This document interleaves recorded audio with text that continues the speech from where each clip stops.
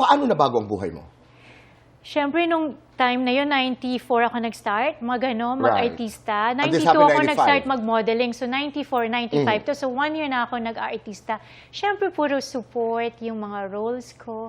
So, overnight, biglang, everyone wanted to get me. Like, I remember an instance. time. Kami nasa labi ng Peninsula.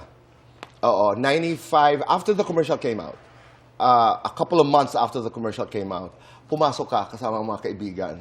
Alam mo yung may, you know, you've experienced that moment when, you know, you're in a restaurant or you're in a public place and merong ilang segundo na tatahimik ang lahat. what? Really? Totoo, yung parang, Saan to? Do you remember where? Manila Sa Pen. hotel. Lobby, Oh, when, yes, when yes, everybody was yes, going yes. during that time. Pagkatapos ng disco or before, pagkatapos ng Euphoria, pagkatapos ng Mars, a lot of people would go to the lobby. Yun, nakita ho namin yung, siya. Parang yung ginawa kanina ni Chang Susan na parang, siya pala.